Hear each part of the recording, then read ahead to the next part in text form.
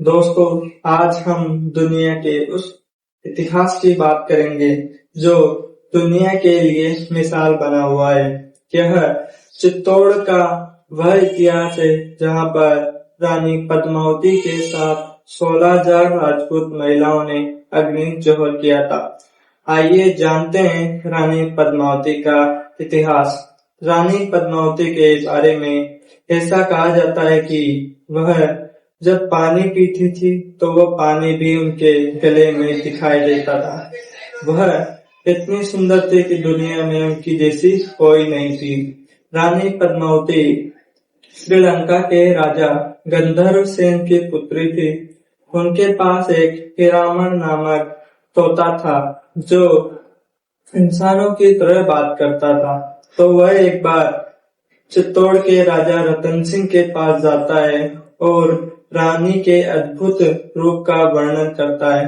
तो राजा रानी पद्मावती को देखने की जिज्ञासा जागती है और वह श्रीलंका चले जाते हैं।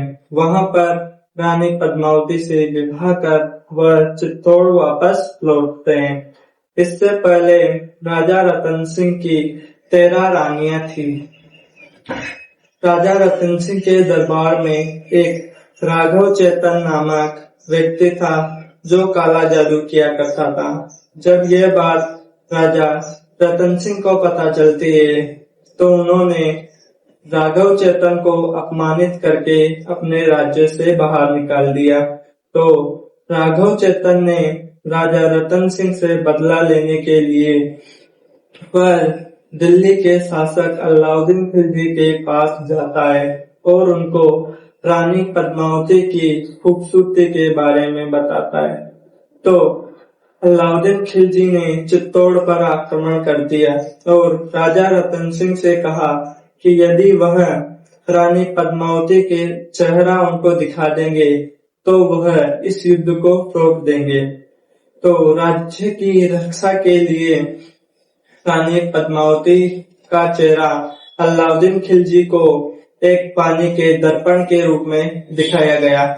उस पानी के दर्पण के बीच में एक महल बनाया जिसे हम रानी पद्मावती के महल के नाम से जानते हैं। पद्मावती के महल के नाम। अब अलाउद्दीन खिलजी रानी पद्मिनी को पाना चाहता था तो उसने दोबारा चित्तौड़ पर आक्रमण किया और इस बार धोखे से राजा रतन सिंह को बंदी बनाया गया। फिर युद्ध में राजा रतन सिंह वीरगति को प्राप्त हो जाते हैं। उसके बाद रानी पद्मावती ने अपनी रक्षा व सम्मान के खातिर 16,000 राजपूत महिलाओं के साथ अग्नि जौहर किया।